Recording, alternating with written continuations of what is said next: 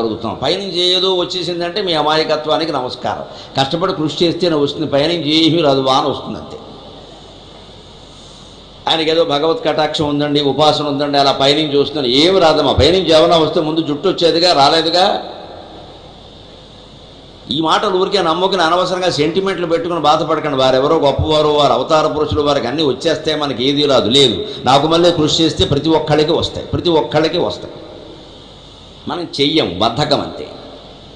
అలాగే దేనికోసం తపన పడితే అది దొరికినట్టుగా నాకు ఆ గ్రంథాల్లో దొరికేది. రాత్రి ఏదో అనుమానం ఉండి ఇది దొరికితే బాగుండంటే మర్నాడు ఎవరితో ఫోన్ మాటల్లో ఏ గురువు గారు చెప్పడమో లేదా ఆ గ్రంథంలో వచ్చేది. ఈ గ్రంథానికి దీనికి సంబంధం ఏంటంటే అదే అమ్మవారి మాయ. భక్తుడైన వాడు తపన పడుతుంటే ఆవిడ ఊరుకోదండి. బిడ్డ ఆకలేసి ఏడుస్తుంటే తల్లి ఊరుకుంటుందా? ఊరుకుంటే తల్లి అవుతుందా? అందుకని వీడికి ఏదో కావాలి, వీడు ఎక్కడికి పోతాడు ఇప్పుడు పుస్తకం కోసం, పైగా వీడికి చెబితే 10 మంది. సమయపాలన, క్రమశిక్షణ, నిజాయితీ, ముక్కుసూటిగా ఉండడం, అనవసరమైన విషయాల్లో తలకే వేలు పెట్టకపోవటం, అవసరమైన విషయాన్ని కూలంకుషంగా కింద దాకా వెళ్ళి దాన్ని పూర్తిగా సాధించడం, ఇలాంటి లక్షణాలు ఉన్నవాడు మనం ఆపాల్సిన పని లేదు. వాళ్ళు వెళ్తుంటే మనం చూసి చప్పట్లు కొడుతుంటే సరిపోతుంది.